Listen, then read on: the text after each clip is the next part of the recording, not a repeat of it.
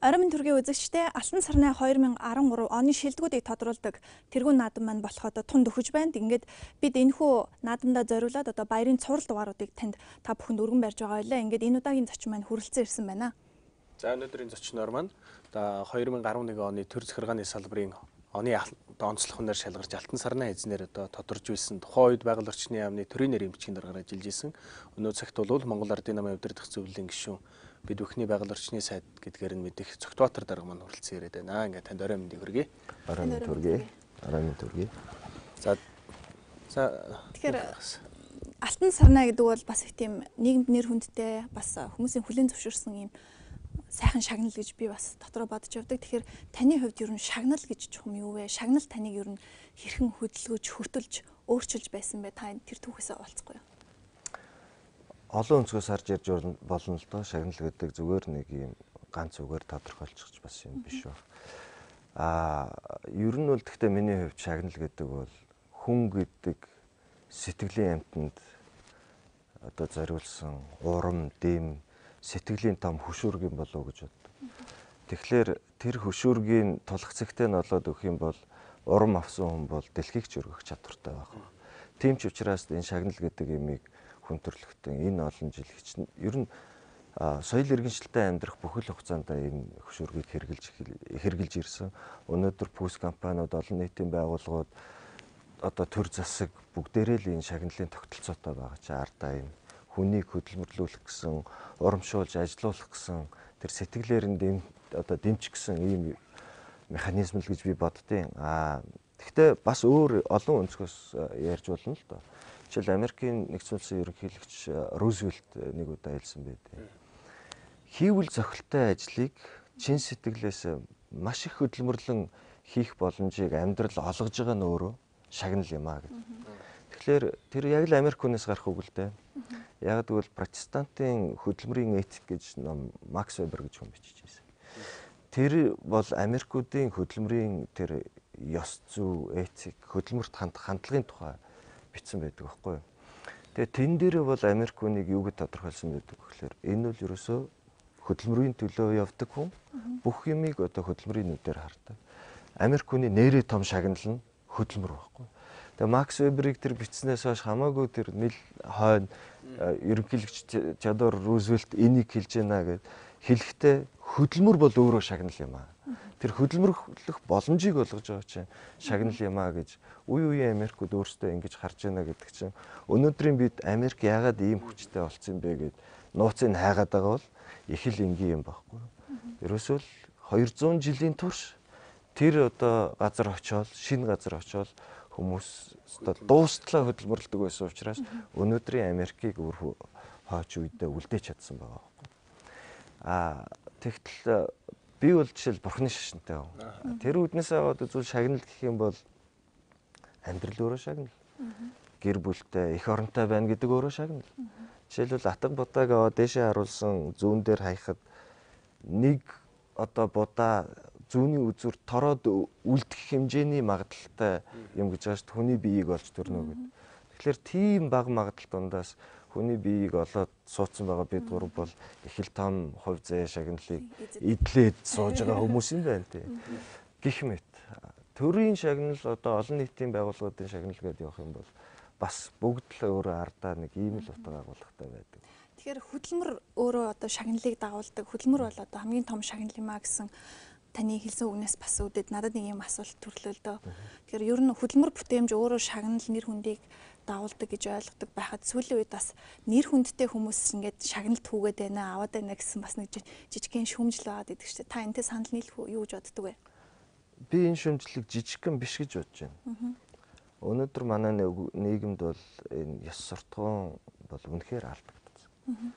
Ялангуяа энэ улс төрчдийн зүгээс ярьж байгаа юм Монгол хүн бол бас хөдөлмөрлөхийг хүсэж байгаа байхгүй. Ажлын байртай болгоод өгвөл яаж хөдөлмөрлөж чаддгийг жишээлбэл гадаадд гараад ажиллаад байгаа монголчууд харуулж байгаа байхгүй. Маш амжилттай. Тийм. Солонгост ингээд очиод манай иргэдийн төлөө тэдний эрх ашигыг хамгаалах гал албан тушаалтнуудтай нь ярьж байхад надад тийм нэг зүйлийг хэлчихсэн. Монгол хүмүүстэй бол ярих юм байхгүй. Энэ хүмүүс бол үнэхээр сайн ажилдаг хүмүүс.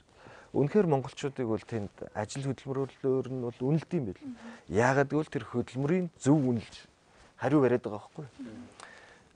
Манай энд болохоор улс төрчид маань аманд ч мөнгө хийгээд өгнө одоостой сайхан амьдруулад өгнө. Гэхдээ ажиллаад өгөөч гэж ярьж байгаа юм байхгүй. Ажлын байрыг бий болгоё. Энэ олж байгаа мөнгнөөсөө зүгээр тараах биш, ажлын байр бий болгоё. Бүс компаниудын авч унаад байгаа тэр том жипнуудыг наад мөнгөө хэмжих юм бол жишээлбэл юу гэдэг нь 40 саяын машинаар бол 2 3 4 5 хүний ажлын байр жилдээ бий болгочихоор юм. Энийг авч уналгүй өөр хямдхан машин авч унаад энийгээр ажлын байр бий болгоод татвараас чинь хөнгөлөө чөлөөлөд өгье гэд ийм яриад явах юм бол монгол хүн маш их хөдөлмөрлөн шүү дээ. Тэгэхээр тэр хөдөлмөрийн үнэлэмж байхгүй болсон. Хөдөлмөр тэр өөрөө шагнал юм а гэдгийг харахгүй. Ийм байгаа тохиолдолд нөгөө шагнал нүдэ онохгүй байгаа. Хөдөлмөрлөөгүй одоо хуурмаг юм хийсэн, дөт замыг хайсан ийм хүмүүсийн очиж шагнажлахаар олон түмэн мэдээж шөмжлөхгүй яах вэ?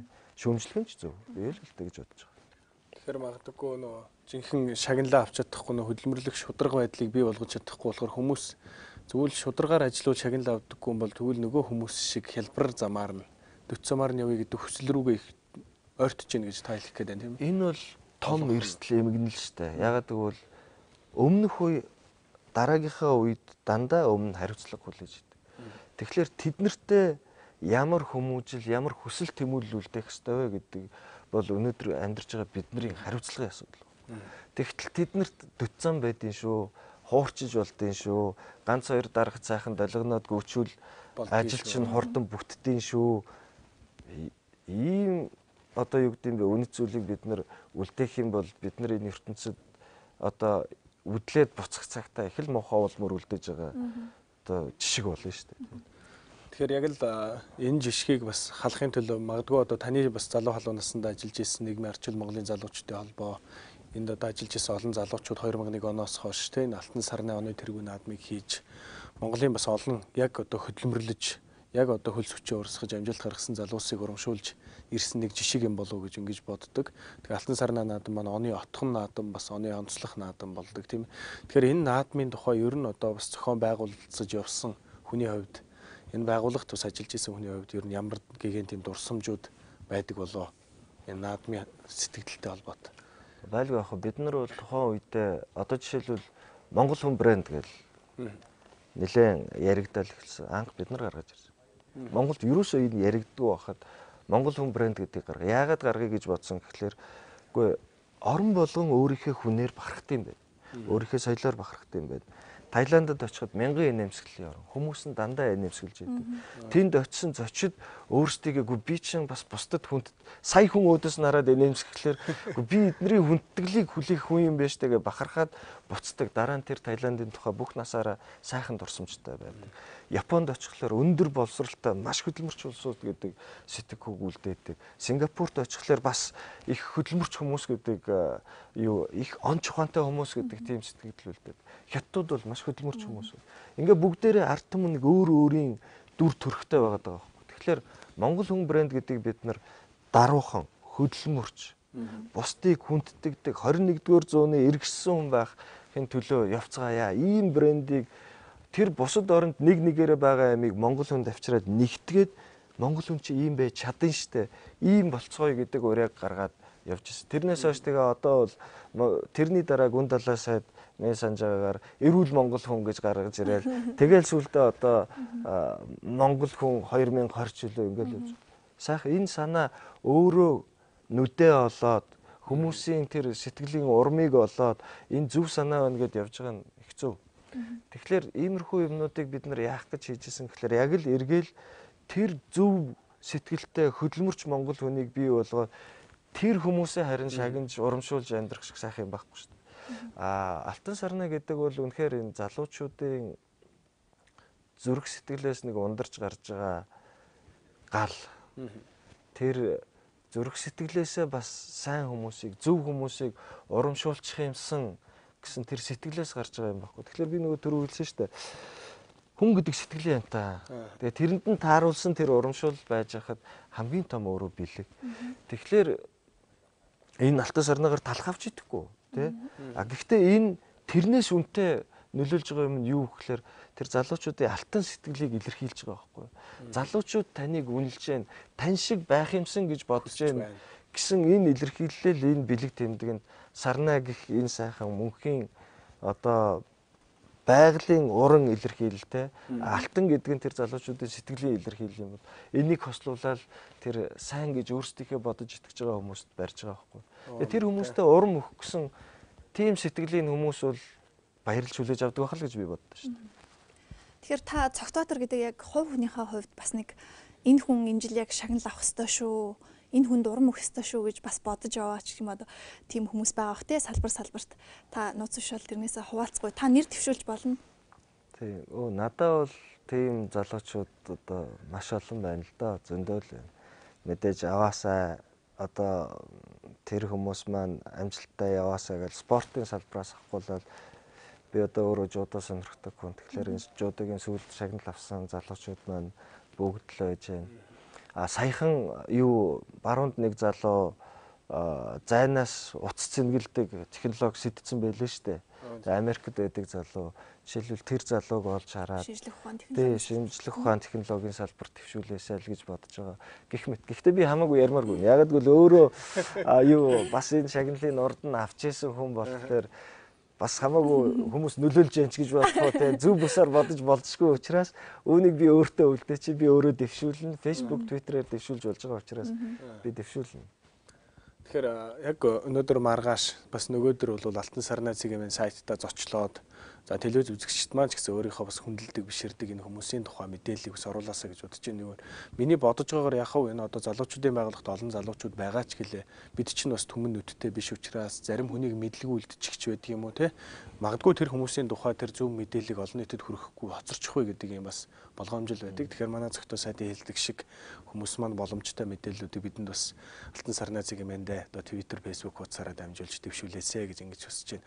Тэгэхээр би танаас яг Алтан сарнаа эзэн болж ихтэй төр захиргааны салбараас авж исэн хүний хувьд ингээд бодоход Монголд энэ төр захиргааны одоо төрийн жинхэнэ албан хаагчид гэж бид нэр их ярьдаг. Тэгээд энэ төрийн жинхэнэ албан хаагчдын дундаас тэр ондоо тодорч та энэ шагналыг авч байжээ гэж би хувьдаа ойлгож байна. Тэгэхээр одоо Монголд бол яг улс төрийн шинтгэл явдаг эдийн засгийн шинжилгүүд явж л байна. Гэтэ яг энэ төр захиргааны төрийн жинхэнэ албан хаагчдын шинжилгээ ажил бол бас нэг тийм төр улс төрийн намууд бас нөлөөгөө их оруулдаг, бодлуулдаг, халдаг, сольдог нэг ийм асуудал их байна уу гэдэг юм эмзэглэл бас надад их төрдөг л дөө. Магадгүй 13 онд бас болсон нэг том эмзэглэл байлаа. Тэгэхээр энэ дээр таны байр суурь ямар байдаг болоо? Тийм. Ер нь бол аливаа нийгэмд төр гэдэг бол тэр хэв журмын сахиулж байдаг. Зайлшгүй зохицуултыг хийж байдаг үнэт бас эрдэнэ л дээ. Гэхдээ их эрсдэлтэй эрдэнэ байна. Яагаад гэвэл хурц зүйтэй, үзүүрүүттэй буруу ашиглах юм бол зүсээ сичээ хийж магадгүй. Зөв ашиглах юм бол ямар ч юмыг цаашаа хөгжүүлээд дэмжиж өгөх боломжтой. Ер нь бол аливаа нийгмийн амьдралд нэх манлайлж өнгөрч оролцоод байхдаа биш. Харин зөвийн дэмжиж зохицуултыг хийж өгөөд хүмүүсийн урам зориг нь өөрийг бадрааж өгөөд хүмүүс харин өөрсдөө жаргалтай амьдралаа өөрсдөө бүтээж чаддаг. Тэм учраас тэр боломжийг л олгож өгөх гээд ажиллах болохоос биш өмнөөс нь очиод талхыг барьж өгөөд төр өвчнөд мөнгөний хийж өгнө гэд ингээ худлаа яриад явах юм бол за тэгээд нэг хоосоо хонолцохгүй хүн шиг л амьдралын төвшөнд хүмүүсийг авч. Бас л тэр саяын тэр Америк эрхчлөлт ертөнцийн гайхамшиг нь төрн даруй ажиллаж чадсан байхгүй бас. Иргэнийхээ өмнө төрн сөхөрч байж лээсэн байхгүй. Татвар төлөгчл бол тэнд том хаан шиг загнад. Миний төлсөн татвараар сайд та юу хийгээд байна гэж асууж чаддаг байгаад л гайхамшиг нэг байхгүй. Тэгэхээр би бол Монголын төр ямар байгаасаа гэж боддог гэхээр Монголын төр даруухан байгаасаа харин тэр сая ерөнхийлөгч хэлчихлээ ухаалаг байгаасаа энэ бол үнэ. Өөрийгөө тэр хянж цэнж чаддаг байгаасаа гэхдээ төрөөс дангаар нь тэрийг хүсвэл бас бүтэхгүй олон нийт өөрөө хянж авах хэрэгтэй. Байранд нь тавьдаг байх хэрэгтэй. Тэгжээж цаашаа явна л да. Тэгэхээр би Монголын төрийг ийм байгаасаа гэж боддог. Тэгтэл үнэхээр одоо тэгэхээр эн чинь нэг бас л хичнээн эрсдэлтэй ч гэсэн нэг Үнэт зүйл одоо баримтлах зарчим. тий байна да. Тэгтэл энийг орж ирээд хамаагүй самарчих юм бол эргээд энийг буцаагаад байранд нь тавих гэж бол маш хэцүү болно. Ялангуяа тэгээ чадахгүй төрийн албан хаагч шиг том аюул байхгүй штэ. Тэгсэн чинь танил талаараа хамаатан саднаараа намын харьяаллаар авчираад төрийн албан хаагчийг албан тушаал дээр тавина гэдэг бол том нүгэл гэмт хэрэг байхгүй. Би энийг бол зөрөгтэй бас хэлж чадах хүмүүсийн нэг гэж өөрийгөө бодож байна. Яг л би гадаад яам төрийн нарийн бичгийн дараагаар эрэхтэй тэнд ажиллаж исэн хүмүүс бол мэдээж хэрэг би олон жил ажилласан юм чинь хин айл нам тал руугаа байдгүй гэдгийг маш сайн мэднэ. Гэхдээ надад тэр нь ёстой чухал аа. Би нэг ч газрын даргаыг хөдөлгөөгүй. Нэг л газрын даргаыг би муу ажиллаж исэн учраас ил тод хэлж хагаад газрын даргаас нь орлогч дарга болгосон. Тэр хүн Монгол Ардын намын хүн байсан. Би бусад хүний оролдоогүй. Би бусдын шахаад ажил хийлэгдэг байсан. Яг гэвэл тэр Монгол тэр хүмүүс чинь бүгд төрийн албан хаагчид нам бус хүмүүс байдаг. Гэхдээ дотоод итгэл үнэмшлэрээ альва одоо намыг дэмжиж явдаг гэдгийг бид нар бүгдээрээ л мэддэг. Тэрийг арчилсан нийгмийн хүн юм бол тэрийг хүндэтгэж үзэж явах хэрэгтэй. Тийм учраас тэр төрд ерөөсөө улс төрийн бус албан тушаалтнуудыг бол төрийн жинхэнэ албан тушаалтнуудыг бол аваад хадгалаад үлддэг байх хэрэгтэй. Гэхдээ миний нэг хардаг байсан юм би. Маш олон хүмүүс нь их удаад догширчдаг байхгүй. Тэгээ надаас өөр хүн бараг энийг хийх. Тийм нөхдүүдтэй бол шууд хариуцлага тооцдог байх хэрэгтэй. Тэр хүмүүс бол өөрчлөгддөг байх хэрэгтэй. Гэхдээ тэр бол ажлын үр дүнгээр байхгүй. Ур чадварын үр дүнгээр болохоос биш үзэл баримтлалаар л биш. Тэгэхээр олон мянгаар нь хүнийг зүгээр л үзэл баримтлалаар нь гээл нулимстай нутгаал хайна гэдэг чинь ер нь хиний төлөөд тэр чинь адилхан Монгол хүмүүс шүү дээ. Адилхан Монголын иргэд шүү дээ. Тэгээ Монгол иргэдийгээ сайхан амьдруулна гэчихэд хоёр хуваагаад нэгийг ажилгүй үлдээгээд нөгөөтхийн чадваргүй байсан ч ажилтаа тавихад шудраг харагдахгүй шүү дээ. Тэгээ энийг тэгтээ Монголын нийгэм өөрөө арчилсан чөлөөт байгаа нь сайхан байна л да. Зөвхөн манай нам дотроос биш арчилсан нам дотроос нь олон хүн одоо бүр ил тод хэлж штэ энэ чинь болохгүй байна гэх.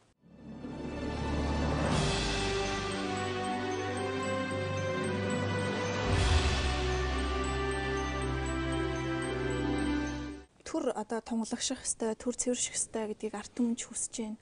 За төр засгийн түвшээд ч гэсэн бас баггүй ярьж байна. Гэхдээ энэ бол яг бодит ажил болж бидний одоо нүдэнд илт харагдахаар хийгдэж байна уугүй бол бас эргэлзээтэй л байна л да. Яг тэгвэл нийгэмд бас энэ тал дээр тодорхой хэмжээний бухимдал байна. Гэхдээ миний бодлоор Монгол улс бол залуучуудын орн, хүн амынхын 70-80% залуучууд энэ залуу орн бол одоо энэ зүйлээс салахад бол их тийм амархан ойрхон гэж бодож байна. Яг тэгвэл залуу хүмүүс тийм эрүүл сайхан сэтгэлгээтэй байдаг, юмыг эрүүлэр хардаг, өөрсдөө байнга хөгжиж байдаг. Тэгэхээр та энэ дээр одоо яг залуучуудын хандлагын талаар юу гэж бодож явдаг вэ? Одоо ирээдүйн цаг нөгөө майдар бурхны цаг гэдэг чинь залуусын цаг шүү дээ. Тэгвэл тэр цагт нь зөв голдрлоор нь оруулаад өгөхөд өстой чадлаараа зүтгээл тэмцээл хамт явах юмсэл гэж бод. Мэдээж залуучууд маань одоо энэ нийгэмд зөв буруу бүх юм холилдцол явж байна. Ер нь аль ч нийгэмд бас тийм л байдаг байх л та. Тэгэхээр эндээс нь тэр дэнсэлж зөв бурууг нь өөртөө харж зөвийг сонгож амьдраасаа ийм сонголт хийхэд хэцүү шүү дээ. Яг тэгвэл зөв амьдрал айгүй хэцүү амьдрал байна.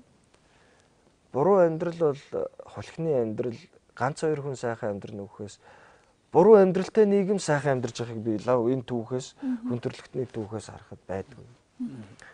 Тэгэхээр тийм тохиолдолд нэг хоёр хүн л ингээ харахаар сайхан амьдраад байх болохоос биш гордж байгаа хүн болгоо ингэж болох юм байна гэж бодж байгаа хүн болгон тэгж амьдрах магадлал маш доогуур гэдгийг ойлгоод тэрний оронд харин тэр шудраг гэхдээ амаргүй тэр амьдралыг сонгож амьдарч байгаасаа ер нь сайхан амьдрал гэдэг бол тэрүүд би тэр их хөдөлмөрөөс л эхэлнэ гэж байгаа шүү дээ. Өглөө 8-д гараад орой 6 хүртэл урдах ажиллаа бусдаас илүү сайн хийгээл гэртээ ирээл лавшаагаа идэл зургтаа үзэл маргааш өглөө нь босоод хүүхдэд цэцэрлэгт хүргэж өгөөл 8 цагт ажилдаа очиж суугаад даргаасаа ганц хоёр жавтын хүртэл ажиллаа бусдаас илүү хийгээл ахаал 6 цагт гэртээ ирээл ингээд явахыг бас хэлж байгаа шүү дээ. Нэр төр. Тий. Түүнээс бол юу гэдэг олоогүй мөнгөөрөө баардаал олоогүй мөнгөөрөө ертөнцийн сайхан унаа авч унаал татвараас мөнгөө нуугаал ингэж амьдрах бол 1-2 хүн гэхдээ харамсалтай. Тим амьдралаар 1-2 хүн сайхан амьдрна л да. Нийгэм гэхдээ тэрийг энэ гоё амьдрал юм байна гэдээ явах юм бол бүхэлдээ эмгэнэл дунж байгаа л да. Тэгэхээр залуучууд зөв жишээг авч тэр амаргүй сонголтыг хийж амьдарч байгаасаа л гэж би. Гэхдээ гэгээлэг одоо бас одоо юм чинь одоо гэрэл сүдрэл юм чинь 13 онд одоо их олон амжилтууд бас өөрчлөлт шинжилтүүд энэ улс орнуудад дэлхийн нийтэд явагдсан. Тэгэхээр энэ дээр таны бодлоор бол 13 оны тэр одоо гоё сайхнууд магадгүй энэ телевиз үзэж байгаа хүмүүсийн энэ 13 онд энэ гоё өөрчлөлтүүд явлаа штэ та нар анзаарав гэд нэг хэлчмээр тэр одоо санаа. Та бас өөрийнхөө одоо ажлыг бас дүгнвэл таны хувьд одоо 13 он ямар он болж өнгөрөөд удахгүй шинэ он гарлаа. 13 оноо за олон янз бүрийн юмнууд хийлээ. Бас дөнгөж саяг ч гэсэн наашаа ирэхийн өмнө ганц 2 имэйл авч яад миний тавьж байгаа ганц 2 саналуудыг энд тэнд дэмжиж байна.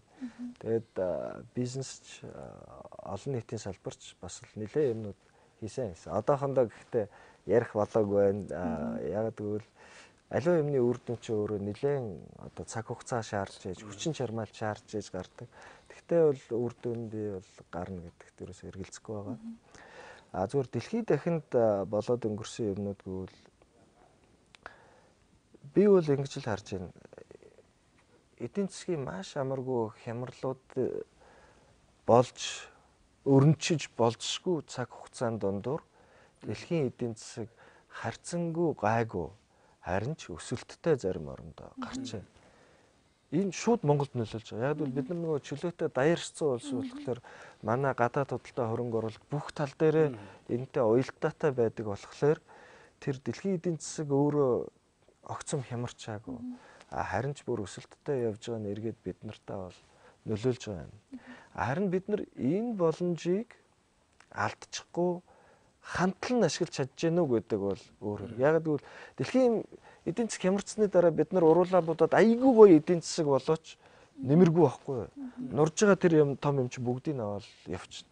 Тэгэхэд нураагүй аятайхан байхад бид нар хандлаа хөгжиж болох байсан тэр төвшөндөө хүрээгүй байгаа бол өөрсдийгөө жоохон чамлангуу дүгнэл өнгөрөх хэрэгтэй байна. Түүнээс бол ерөнхийдөө дэлхий дээр бол үнэхээр тэр эдийн засаг бол гайгүй хөгжилтэй бас өсөлттэй л явжсан. Олд болов гэж би бодож байгаа. Монголын хувьд 13 онд таны онцлмоор зүйлс юу байв? Монголын хувьд 13 онд миний онцлмоор зүйл одоо манай нам сөрөг хүчин шиг хүчин болох гэж дүр төрхөө олох гэж яваад харин үр дүнд хүрж байна. Би бол энд баяртай байна. Энэ нь бол зөвхөн би намын үүднээс харж байгаа даа биш. Арчлал засаглаж байгаа хүмүүс сөрөг хүчинтэй байх хэрэгтэй.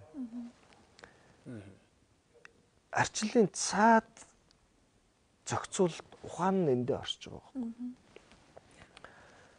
Тэгэхээр тэр сөрөг хүч нь битээ алгуулж байна. Тэгвэл сөрөг хүчин шиг байгаад тэр сайдыг унгаач чадж гэнэ үү чадахгүй байна уу асуудалгүй. Гэхдээ хариуцлага тооцмоор байна гэж жанхан шиг дуурайд сууж чадж гэнэ гэдэг чинь анхааруулж байгаа. Тий, анхааруулж чадаад байна гэдэг чинь өөрөө энэ арчлал амжилттай явж байгаа гэж.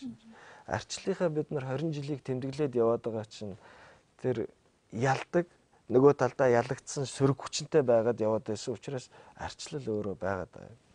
Тэгэхээр би бол тэгж л бодож байна. Ер нь бол сөрөг хүчин байж үзээгүй, сураагүй ч юм уу эсвэл тэр 96-аас 2000 онд байснаа мартцсан ч юм уу те эсвэл гүйцэд санахгүй байсан энэ одоо хүчин өөрөө сөрөг хүчин болоод ажиллаад эхэлж байгаанаас амжилт болов гэж бодож байна. Миний хувьд ч те.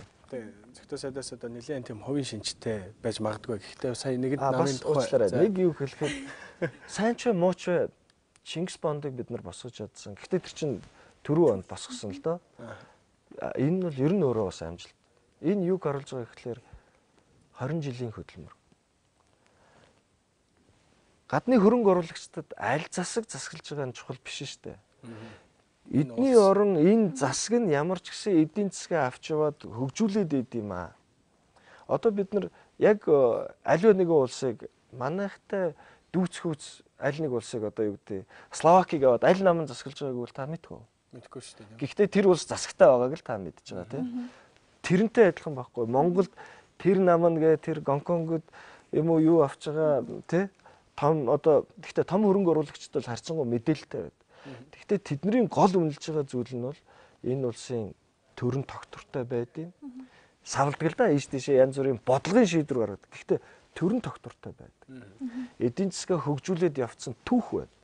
17% хүртэл хүргэж ирсэн. Тэгтэл 90-ад оны хувьд бол хамгийн хямралтай, хамгийн унтсан байсан эдийн засаг байсан. Эндээсээ эднэр босоод ийм төвшөнд хүргэж чадчихсан засаглалтай улс. Би бүр албаар засаглалтай гэж.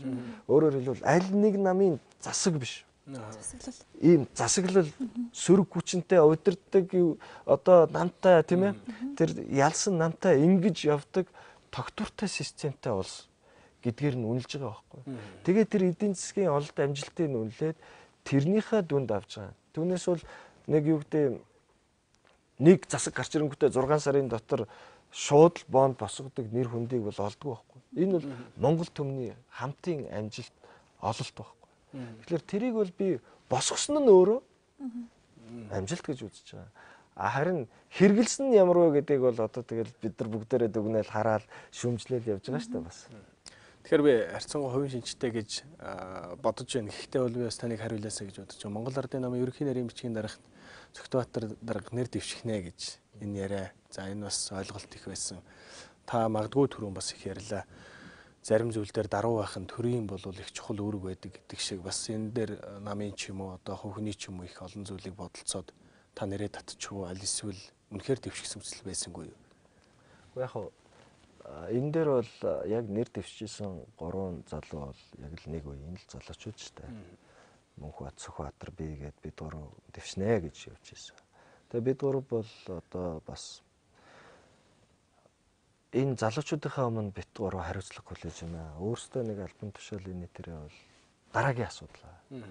Тэгэхээр энэ дээр ингээ гуруулаад авахад бол залуучуудаа 3 хэсэг хуваагаад ингээд нэг нь тэрийг дэмждэг, энийг дэмждэг гэд ингээд хуваачих нэ. Тэр тедэргүй ялагдсан байгаа нанд эв нэгдэл шиг чухал юм алгаа. Энэ эв нэгдэл гэдгийг бид нар өөрсдийнхөө үйлдэлээр үзүүлэх ёстой. Хэрэгтэй үедээ өөрсдөө татаж чаддаг байх ёстой. Гуруулаа яг нэр дэвшилт болохын урд ороо сууж агаад одоо юу гэдэг эр хүншгээр гэх үү. Одоо ёс суртахууныг бариад гэх үү тохирсон. Ингээд тохирохдоо бол за намын дарга хүний нэр дэвшүүлээд ороод ирэхэд заалнаас бол нөгөө хоёроо эсрэг үүсэ дэвшгүй шүү. За энэ зарчим дээр хатуу тохиръгээд орсон. Манай хоёрын нэр орж ирсэн. Тийм учраас би зарчмаа бариад үлдсэн. Тэгэхээр тэр залуучуудынхаа эв нэгдлийг бид нар бодоод энэ намынхаа эв нэгдлийг бодоод ингээд явах нь би бол илүү үнэт зүйл гэж бодож байгаа юм. Танд бас энэ үйлдэлд гэдэг юм уу те энэ гаргасан шийдвэрт их олон Монгол Ардын намын залуучууд гэлгүй ер нь нийгэмдэр байсан олон залуучууд их талархалтай хандсан гэж би хувьдаа боддог. Тэгээд залууныхаа хувьд бас их талархаж явдаг. Сэлий гэж ингэж бодож байна л да. Тэгэхээр Алтан сарны наадам маань бас оны онцлог наадам. Гэхдээ энэ наадмаас гадна хүмүүст их олон ойлголтууд байх шиг гуамарл гэл болдог, бүртчэн гэл болдог ингээл олон л наадмууд болох юм а те бүр Нобель гэл Оскар гэлээд. Тэгэхээр энэ болгоноос энэ Алтан сарны наадам бол Монголын одоо оны тэргүүн наадам, онцлог наадам гэж болдог. Тэгэхээр энэ жил 7 номинацаар шалгарна. Тэгэхээр энэ 7 номинацаар шалгарахын үйл ажиллагааг бол Монгол түмэн бүгдээрээ телевизээрээ шууд дамжуулж үздэг. Тэгэхээр миний бодлоор бол Монгол төмний их том баяр гэж ингэж бодож байна. Тэгэхээр энэ жилийн энэ баяр маань бид нэг Монгол гэсэн үрээтэй баг. Тэгэхээр таны бодлоор энэ бид нэг Монгол гэдэг үгээрээ ер нь монголчуудыг бид нэг шүү гэдгийг ингэж ойлгуул сануулах тэр одоо алсын хараавын шин монголчуудад маань хэр их байдгийм болоо. Бид ер нь юун дээр илүү их нэгдэх ёстой болоо. Тий, Алтан сарна гэдэг бол монголчууд бидний л ялангуяа манай залуучуудын Монголын хүрээний л наадам юм л да. Тийм учраас хэдүүл олон улсын янз бүрийн юмтай холилгүйгээр яг Монгол гэдэг үднээсээ аваад үзвэл энэ сайхан шагнал, сайхан наадам. Залуучуудын сэтгэл шингэсэн шагнал. Шагныг гэж бодоод хөрхийг залуучууд маань шагнаж байгаа. Тэгэхээр нөгөө дүүгийн шиг ахт олддгүй гэдэг баха тийм. Залуучууд үнлээд үгүй тань шиг болох юмсан та ийм юунд хурж байгаа олон залуучууд бас олоод хараасаа гэд ингээд бодоод явж байгаа шагнаж байгаа бол эн чинь сайхан буян баггүй. Монголд олон шагналыг л дээ. Сайн шүү дээ. Тэгээ бүгдээрээ явж явах хэрэгтэй. Гэхдээ энэ дундаас өөрийгөө бас илэрхийлээд цороогоод гарч ирээд өөрийнхөө байрыг эзлэх хэрэгтэй. Мэдээж одоо алтан сарны шагналыг бол янз бүрээр бас хэлдэг нэг нуухгүй бас ярих юм бол нэгд улс төрчсөн энэ нийгэмд нөгөө одоо улс төрийн өвчин өөрөө нэг шагнал гарч байгаа. За энэ л бол тасархай ганц би тэгж бүх шагнал өөрөө хүнд сайн сайхан сэтгэлийг үлдээх гэсэн сайхан санааны угаас гарч байгаа зүйл учраас энэ айтайхан сайхан шагнал.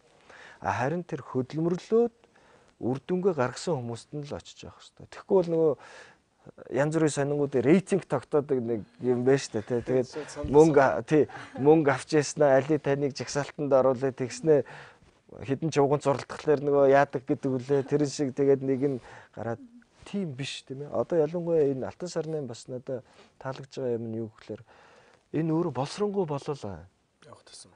Тийм. Сонгон шалгаруулдаг механизм нь өөрөө хараат бус. Олон нийтийн дундаас явагддаг. Ийм болоод байна гэдэг чинь өөрөө тэр шудраг шинж чанарыг өөртөө агуулах гэх тэмүүлээд байгаа байхгүй. Facebook, Twitter-ээр тэр хин олон одоо санал орж ирж байна тийм ээ. Тэндээс нэрэн дэвшээд орж ирж байна гэдэг чинь үнэхээр залуучууд та бүхэн өөрийнхөө тэр цаг хугацаатай хөл зэрэгцүүлж алхаад тэр технологио ашиглаад тэндээсээ зөв бас эерэг юмыг гаргах гэж зүтгээд байна шүү дээ. Тэр утгаараа энэ сайхан шагнал. Тэгээд эндээс нөгөө зарчим нь өөрөө хэрэг шудраг яваад ах юм бол эн чинь улам сайхан л байна. Тэгээд хамгийн гол юм нь юу гэхээр нэгэн тийм асаасан галыг унтраажуулахгүй аль ч үедээ. Бидний үе та нарт дамжуулахдаа энийг битээ унтраагаараа энэ цаашаа үргэлжлээд явах хэрэгтэй шүү. Та нар дараагийнхаа үед ингээд олон жил явсны дараа нөгөө шүүмжилдэг улсуудын шүүмжлэлч байхгүй болно. Олон жил явсны дараа энэ өөрөө тэр сонгогдоод цаг хугацаагаар шалгараад үлдэх бидний үлдээсэн бидний үеийнхний одоо хаач үедээ үлдээж байгаа бас нэг хөөрхөн бэлэг тэмдэг болоод ирдэг байхгүй. Тийм учраас тэрийг өстой хэцүү үе би амаргүй үе би бид нар ингээл тэр наадмыг зохион байгуулах гэхэд ямар хэцүү байдаг үлээ яг үүндээ ястал амаргүй штэ. Тэгэл юун дундуур гардаг үлээ. Тэгэл зохион байгуулаад явах хэрэгтэй. Яг гэвэл аль ч үед нь амар байгаагүй байхгүй. Тэгэхээр яаж хийж байгаа л хийгээл тэгээд тэн дундаас хамгийн сайн хүмүүсийг сонгоод шалгаруулад гаргадаг байх хэрэгтэй. Тэгэж гаргахдаа аль болох дарагд таалагдаагүй хүмүүсийг сонгодог байх хэрэгтэй. Би бол тэгж боддیں۔ Яг тэгвэл юу гэхээр яг энэ олон нийтийн дэмжлэгээ авцсан. Түүнээс даргын дэмжлэг таашаалыг авцсан шүү. Даргын дэмжлэг таашаалыг авах шиг амархан юм байхгүй шүү. Магтаал урт хойно нарж гүгээл үг таалгыг онгойлгож гүгээл за энэ ёстой сайн залуу байна. Надад үнч байна. Хэрэг байхгүй. Тэгэлгүйгээр өөрөө бор зүрхээр олон нийтийн тэр хайр хүндэтгэлийг авцсан.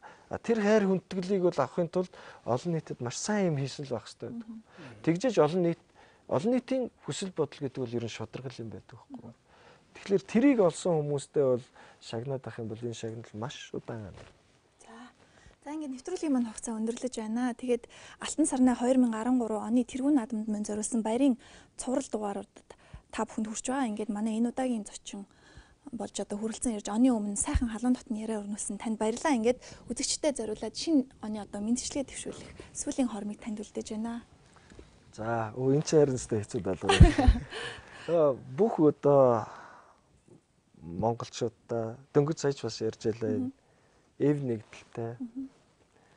Энэ ертөнцид энэ сайхан уудам талыг эзэмдэд төрсөн бид нар хамгийн өндөр хувь тавилантай хүмүүс гэдгээ бодолцоод тэгвэл тэр өндөр хувь тавилангаараа бусдад гайхуулаад байх биш харин даруухнаар бусдтай эвтэй найртай хөгжилтэй цэнгэлтэй орлоготой ажилтай сэтгэл хангалуул амьдарцгаагаараа ингээд 2014 онд бүгдээрээ амжилттай сайхан байх болтгой гэдэг ерөөлийг өрөмөр байна. Тэгээ нөгөө би боддیں۔ Өвлийн өвгөн аавын хүссэн болгон бүтээсээ өвлийн өвгөн аав зөвхөн сайхан юм хүсдэг учраас ялангуяа бидэнд зориулсан сайхан юм хүсдэг учраас бүх юм тэгж одоо бүтэмжтэй сайхан байгаасаа л гэдэг өрөмөр байна. За баярлалаа. За. За үзэгч та бүхэндээ ч гэсэн баярлалаа.